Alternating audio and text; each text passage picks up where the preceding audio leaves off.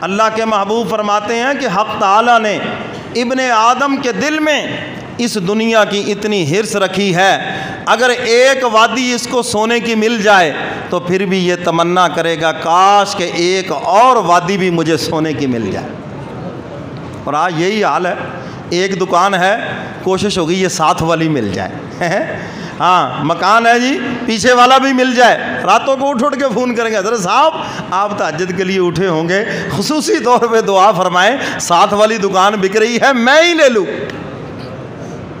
پورے شہر میں کسی کو پتہ ہی نہ چلے، جو میں نے وہ اونے پونے کا ریٹ لگا دیا بس اسی میں مجھے دے دے، اتنی حرص ہے۔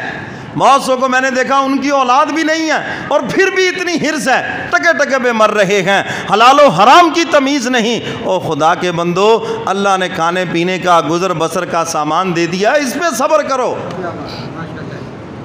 اور اقبال اسی کی طرف تو اشارہ کر رہا ہے، تمہیں ایک سازش کے تحت غلام بنا دیا گیا چیزوں کا، تمہیں ایک سازش کے تحت دنیا کا غلام بنا دیا گیا، ایک سازش کے تحت تمہیں دنیا کے پیچھے لگا دیا گیا اور تم بھی لگ گئے اس کے پیچھے۔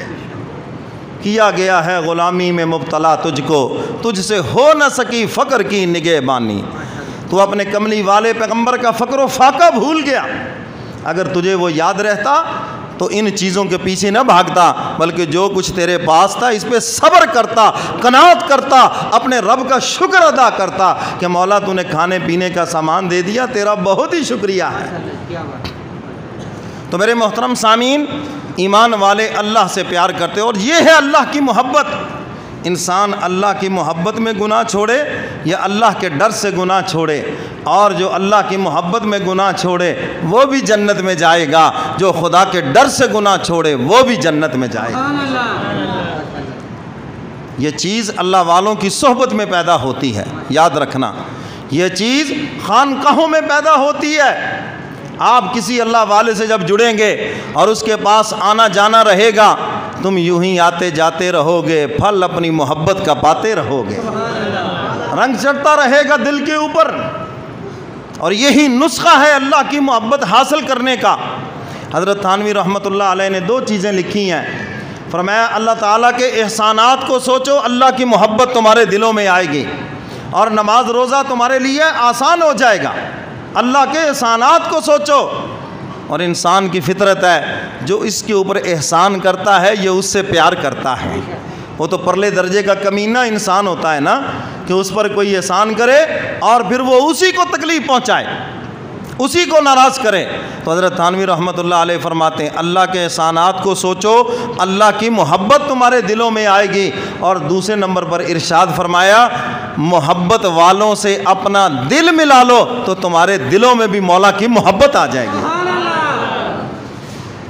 اما عائشہ سے حضور علیہ الصلاۃ والسلام نے ایسے تو نہیں فرمایا تھا عائشہ اگر میرے ساتھ جنت میں جانا ہے تو دنیا داروں کے ساتھ نہ بیٹھنا، ورنہ دنیا کی محبت دل میں آ جائے گی، یہ انسان کی فطرت ہے۔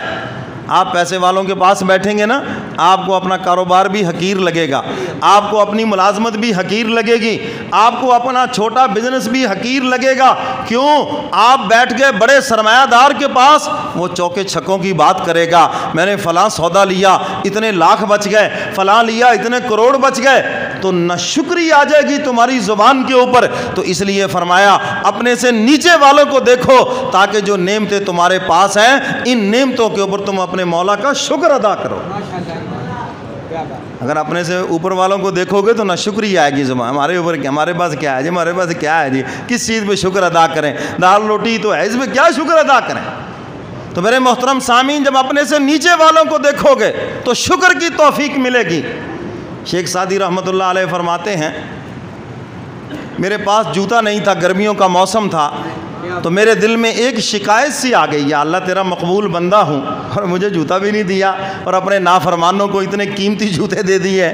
کہتے ایک شکایت سی دل میں آئی، تھوڑا سا میں آگے چلا تو عجیب منظر دیکھا، ایک بندہ گھسڑتا ہوا آ رہا ہے جس کے سرے سے پاؤں ہی نہیں ہے۔ کہنے لگے میں اسی وقت سجدے میں پڑ گیا، مولا تیرا لاکھا شکر ہے کہ میرے کم از کم پاؤں تو سلامت ہیں۔ تو تو میرے محترم سامعین، جب اپنے سے نیچے والوں کو دیکھو گے تو شکر کی توفیق ملے گی، اللہ کی نعمتوں کا شکر ادا کرو گے، اور جو کچھ تمہارے پاس ہے اس پہ خوش بھی ہو جاؤ گے اور مولا کا شکر بھی ادا کرو گے۔ تو میرے محترم سامعین، ایمان والوں کو سب سے زیادہ اللہ سے محبت ہے۔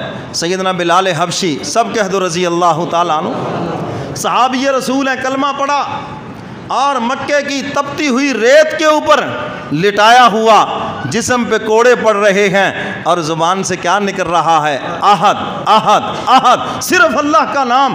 حالانکہ وہ کوڑا ایسا اگر کسی ہاتھی کی پشت کے اوپر پڑے تو ہاتھی کی بھی چیخ نکل جائے، مگر بلال حبشی قربان جاؤں تیری عظمت کے اوپر چیخو پکار نہیں کر رہے، کوڑے کھا کر بھی مولا کا نام بلند کر رہے ہیں۔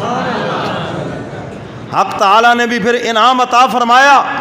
جس دن مکہ فتح ہوا، کمری والے پیغمبر نے فرمایا، اے بلال، آج جوتوں سمیت بیت اللہ کے اوپر چڑھ جاؤ تاکہ دنیا کو پتہ چلے کعبہ بہت اونچا ہے، مگر جو خدا کا عاشق ہے وہ کعبے سے بھی اونچا ہے۔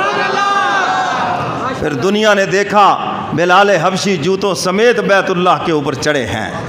بلال کا بھی رنگ کالا ہے اور ادھر غلاف کعبہ کا بھی رنگ کالا ہے، کہہ دو سبحان اللہ۔ کیا شان عطا فرمائی!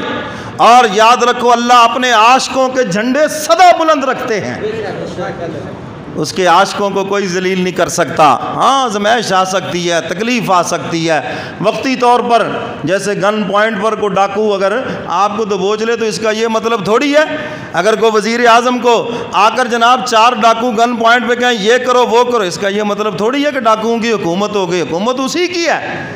تو بالکل اسی طرح وقتی طور پر کوئی کسی خدا کے پیارے کو ستا لے الگ بات ہے، مگر اللہ فرماتے ہیں یہ میری بات سن لو کہ جو کسی میرے پیارے کو ستائے میرا اس سے اعلان جنگ ہے۔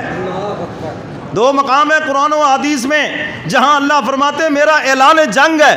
ایک فرمایا سود خوروں سے میرا اعلان جنگ ہے، اور دوسرا فرمایا جو کسی میرے پیارے کو ستائے ان کے ساتھ بھی میرا اعلان جنگ ہے۔ اور اللہ سے آج تک کوئی بھی جیتا نہیں ہے اور قیامت تک جیت بھی نہیں کوئی سکتا۔ تو میرے محترم سامعین، حق تعالیٰ نے بطور فخر کے فرمایا جو ایمان والے ہیں وہ سب سے زیادہ مجھ